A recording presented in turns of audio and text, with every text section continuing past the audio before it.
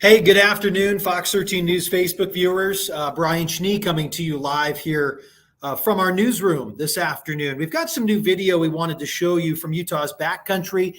You know, this has been a really interesting week or so since the lack of snow for a good portion of the winter. It was kind of interesting. You look at some of the snow data, it was like every other month, right? Our mountains got something this month and they didn't get it this month. I want to show you this video here from the Utah Avalanche Center. This was a shot that was shared with us just a little while ago. It was posted today from an avalanche yesterday in the Mineral Fork area, Big Cottonwood Canyon. Really some unique terrain, as you can see. I mean, that is truly the Wasatch showing its colors here. What makes this really interesting, though, is we're told from the Utah Avalanche Center from their report that this was an experienced group triggering this very large avalanche. Now, the avalanche was skier triggered. When they dropped in for a slope cut, the skier triggered the slab. It was about 600 feet wide, 2 to 4 feet deep, and it ran over 1,600 vertical feet to the bottom of that basin area, crossing over a creek and then traveling up the other side of a drainage. Now, the big note from this: no one was caught in this avalanche, but that's not the case with some of the other ones we saw over the course of the weekend. Now, in Big Cottonwood, we had a skier buried for anywhere from 15 to 23 minutes, depending on where you kind of go for that info. Coming from Salt Lake County Search and Rescue, 23 minutes from the time that the slide covered the skier to when they got out. 23 minutes in about 6 feet of snow, with 7 other people in that group physically digging that person out. You could consider that lucky to be alive. So looking at our stream right now on our website, you can see exactly what we're talking about. This was from this past weekend. You see the Life Flight helicopter there. They were able to hoist that skier out. And actually tonight, Fox 13 News reporter Spencer Joseph is speaking with a member of the Solitude Ski Patrol who came over to help, given the proximity of where that slide was, up the Silver Fork drainage in the East Bowl area. Also takes a little ways to get there. This is not right off of the road in the canyon. Solitude ski patrollers were probably the best to access this point. So they did. They were first to respond along with a couple other local search and rescue folks. They got there. Spencer Joseph speaks to them and has that coverage tonight on Fox 13 News at 5. Now, what makes this interesting, this is the time of year. It's March. We would, if you look back to last year, February, tons of avalanche concerns, multiple deaths from avalanches last year. This year's been so different. I talked to a member of the Utah Avalanche Center last Wednesday, so about a week ago, before UAC issued that special bulletin heading into the weekend with some serious concern about the backcountry, basically advising people to stay away, to stay out if you can. It's an advisory. It's not a mandate. It's nothing like that. So people are definitely going to travel into the backcountry. They're going to hike and ski. They're going to tour. They're going to do their thing. But what you notice from some of the things that we didn't see in previous months is the avalanche reports to the Utah Avalanche Center skyrocketed. On their website right now, they have 5 from yesterday and about 20 from the weekend. Saturday, Friday, those were busy days. It included a couple of accidents too. A snowmobiler buried in the Uintas, the skier buried in the Wasatch in the Salt Lake area from the jurisdiction from the Utah Avalanche Center map. But if you go on the Avalanche Center website right now and you look at some of the forecasts right now on their home screen, you can see the colors. And right now it's listed as considerable. When you go to that main map, it's listed as considerable, which kind of sits in the middle of that avalanche rose. Last year, you may remember, the rose was black. It was extreme. And that had been the first time in, I think, forever that UAC had issued a fully black rose for avalanche conditions. And you saw the result, fatalities in the backcountry. Now, if you go into the forecast for the Salt Lake area, for example, so we're going to click in here. You can see the top of the rose. The aspect of the slope is crucial when you're planning out your day. This is why the folks of the Utah Avalanche Center say if you're going to go out, check the forecast. This is today's forecast you're seeing.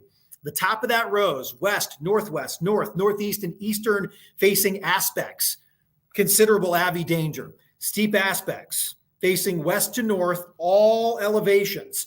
This is a real significant risk for avalanches, and they're saying in the forecast 2 to 4 feet deep, well over 100 feet wide, can be triggered remotely. Now, the one we showed you in this video was right around those specs, 600 feet wide, feet deep, and it ran 1,600 feet. It wasn't necessarily triggered remotely. It was triggered by a skier, but it shows that you don't have to be on top of that snow directly underfoot to trigger that slide. Could be while you're touring through the backcountry. So this is a great tool. We're really spoiled here in Utah to have the Utah Avalanche Center, the daily forecasts, and all those resources. And as always, we can link you there from our website, fox13now.com. So looking at some of the comments here, some of you were checking in. Joshua, I saw your comment right out of the get-go. We've got the avalanche footage here. You can see just to the right of that skier overlooking here, it coming down that drainage area, that basin area. This video coming from the Utah Avalanche Center on their YouTube channel, so you can check it out too. We also have it on our website, so click right into the article and take a look. And you can see that big plume coming out. That's not smoke, that is snow. It's amazing what it can do when it rushes down so fast. And again, just to reiterate, no one caught in this slide, which is probably the best news possible. We were talking to some Avalanche Center forecasters over the weekend, obviously because of this slide that took place yesterday. It's another reminder of knowing before you go, having the right gear, understanding your terrain. If you go onto the Avalanche Center's website, you go into the avalanche submitted observation section. This avalanche that we're showing you the video is in there. It includes those specs, 3 feet deep, 600 feet wide was the estimate on this slide. There were a couple other ones that were really interesting too. A skier was partially buried in a slide. I was reading through some of the comments in there, which were pretty fascinating, that the skier thought maybe they were in a safe spot because they didn't go all the way to the top of the ridge area. So it just goes to show how touchy some of our backcountry can be right now. Now, I'm saying this to you as a skier myself, but also somebody who has had to go through some of these stories of talking to grieving families, talking to folks after they've lost a loved one in an avalanche. It's just something to consider when you're going into the backcountry. I was up at Alta today in Little Cottonwood Canyon, and the parking towards the top normally filled in the Grizzly Gulch area with people that are going to go touring in the Catherine's Pass area over towards Mount Superior. You can see some tracks. The snow looks great. Maybe don't solo tour. Maybe go as a group, right? At least so you're with some people. You have the right gear. You've got the probe, the shovel, the beacon, all the gear, you know, and that's important. And then the big thing, of course, is knowing how to use that gear. Something we talk about all the time when we talk to the folks at the Utah Avalanche Center. Just a really good reminder. Tuning in right now on our Facebook Live. Nice to have you, Jed, from our folks in Search and Rescue. It's nice to have you joining in here in the conversation. Jed, I do turn to you as an expert here who physically responds to these calls in Weber County, for example. You've been seeing multiple instances this year where you've had to get people out of snow, perhaps not Avi related, but people that just get up there and don't have the right gear, don't have the cell phone charger. They run out of daylight. It's cold.